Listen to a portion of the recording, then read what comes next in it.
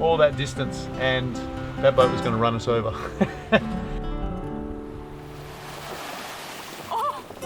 Welcome to Free Range Sailing.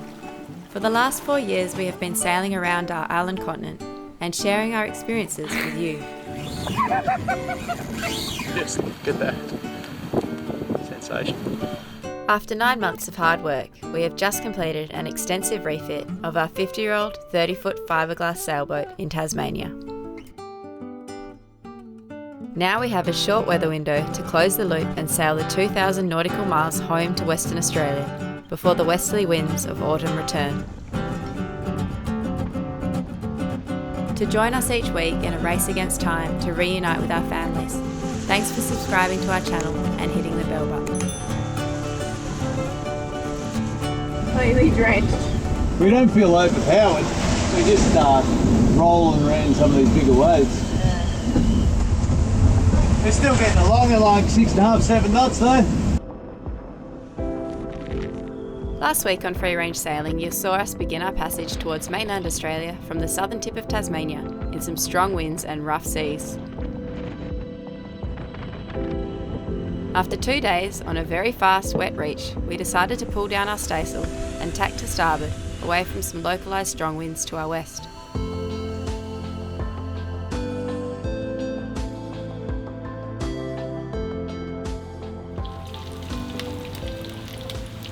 The camera's foggy from the bacon. Yeah, I think so.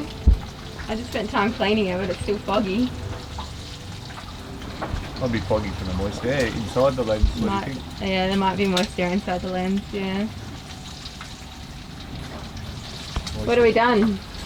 We're on a different tack. So I decided to go on a better tack so my bed works better. and so we could eat bacon. So we could eat bacon.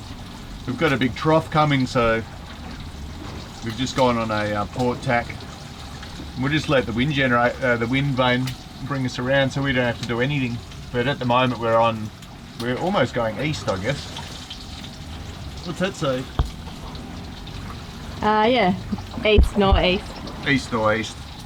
We'll come around as the wind comes around. Yep. We won't have to do anything. Fantastic. That wind vane's just been.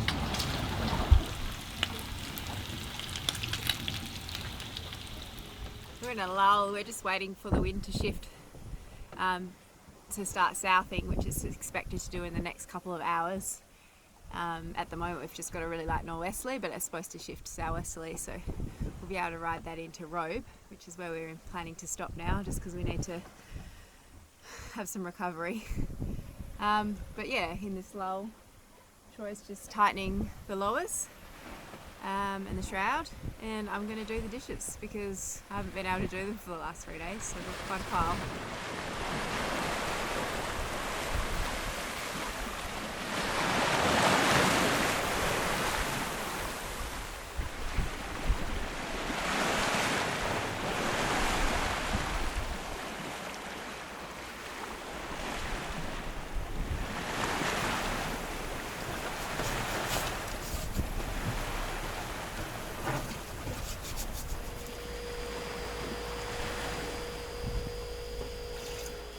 So Troy's just pumping up fuel from underground, from our secret underground lair.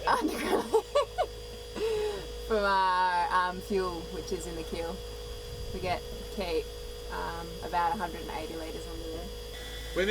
Whenever we've just filled up with fuel, what happens? All the condensation that's been on the tank gets trapped by the fuel. So the first couple of fills are actually, we pull quite a bit of water out of it. So you're running it through the filter system now? It always, you can't put fuel in here unless it goes through a filter. Yep. Impossible.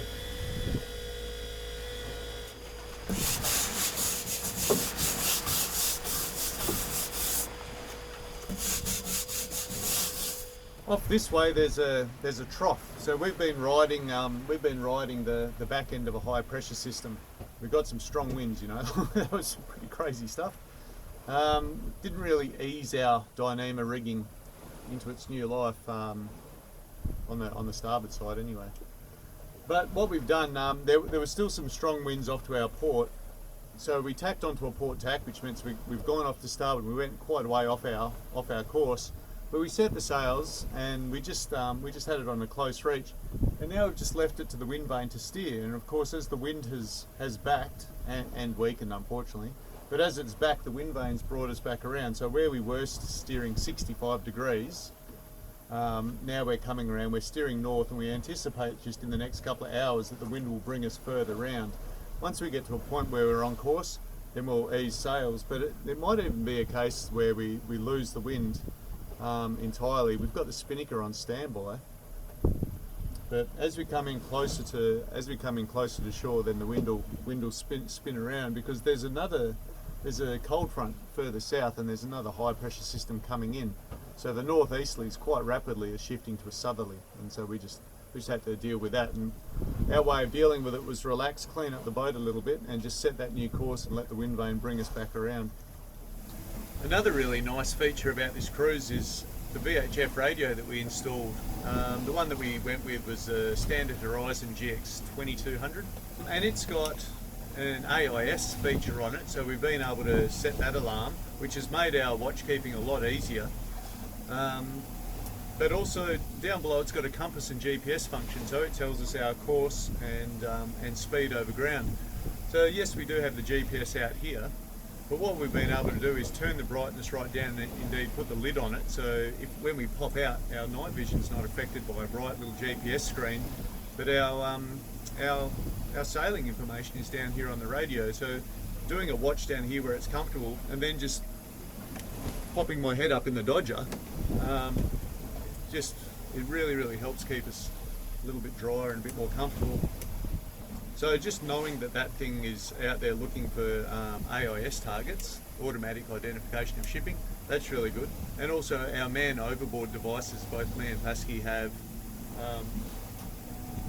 one of these things that if our life jacket automatically inflates if we fall over, it goes off and it tells our radio, and our radio now sends a signal of that person directly to our GPS and on the radio as well. So the person on board, even if it's night time, this we accidentally set one off while we were it only went for a couple of seconds, but we got to experience what it was like. This thing just lit up like it was Christmas, and then there's a nice loud siren. You wouldn't sleep through it, that's for sure. So it's a real feeling of security, like if as long as the person's wearing their jacket, if they go over, the other person will find them, because finding something in the ocean is not always that easy, even if it's an inflatable yellow vest, especially when the waves are like 2 and 3 metres. As the wind continued to back the compass later in the day, we prepared to change sail to a winged configuration. This is our usual routine for poling out. Troy goes forward to prepare the lines, while I am casting off the line that acts as our mainsail preventer to use as a headsail guy line, pulling the tail into the cockpit so that Troy has the working end at the bow.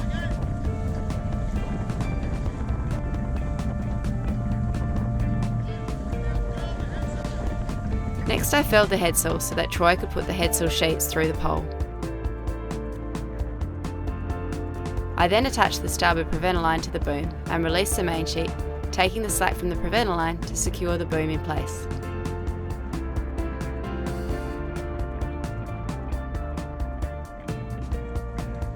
Finally, we adjusted the tension on the forward guy, ready to pole the headsail out to windward.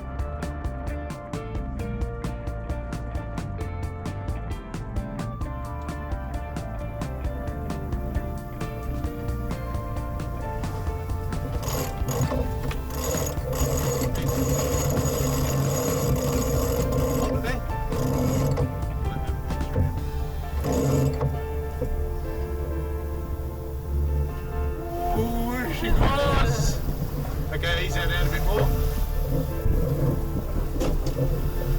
Made a wind channel. Just hang on a second. It's just it. Jed, I can find that.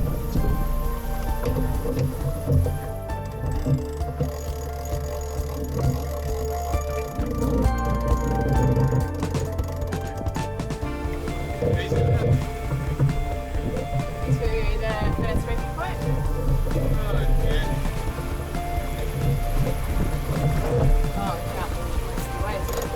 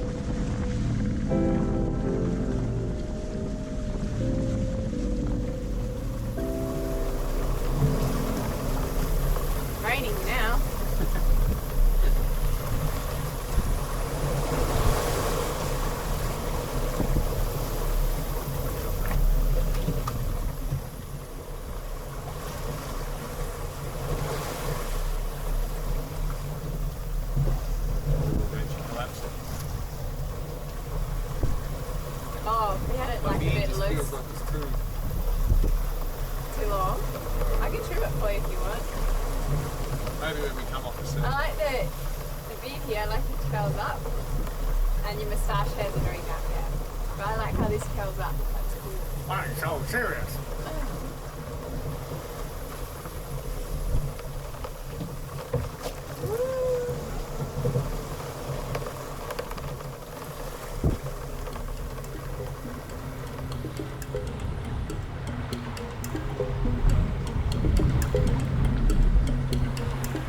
Well, there's a big ship off our stern. That's the Western Singapore, and that was the first ship that we've crossed. Since we've come over from Tasmania, all that distance, and that boat was going to run us over. I know all that because the AIS on our radio told me so. So we're able to get on the radio to him, just tell him that we were the little dot on his radar, 260 degrees, 5 miles out, and he just arranged to cross across our stern, which is very nice of him and good for us.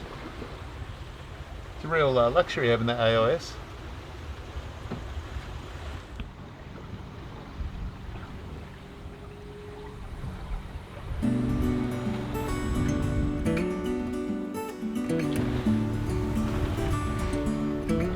The next morning, the winds had eased and we had an entourage of dolphins and an albatross guiding us towards landfall. Look ahead, the sea is calm, and I know we've been through a lot, but just wait. Wait for better days to come and carry us like wind in our sails.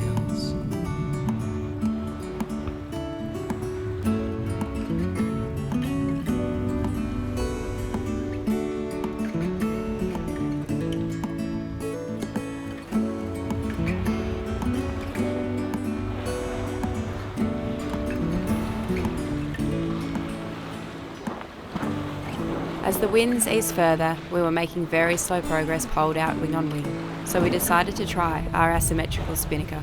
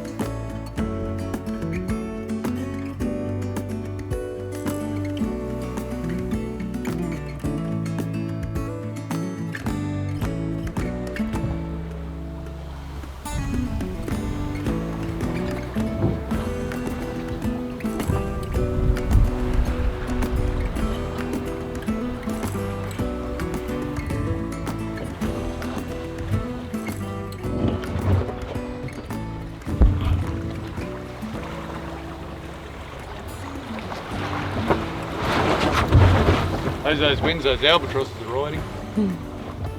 Up the waves. Yeah, feel that breeze, that swell brings with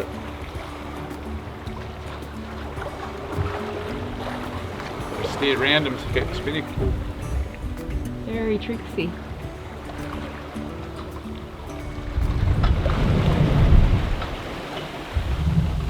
The big one. Oh.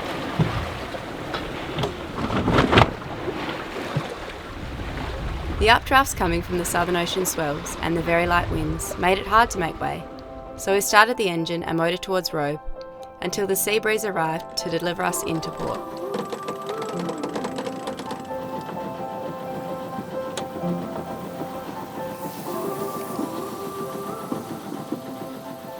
Join us next week as we show you the sights of Robe and continue our journey westwards towards Kangaroo Island. If you like what you saw, thanks for giving it a thumbs up, it really helps us out, and we'll see you next week.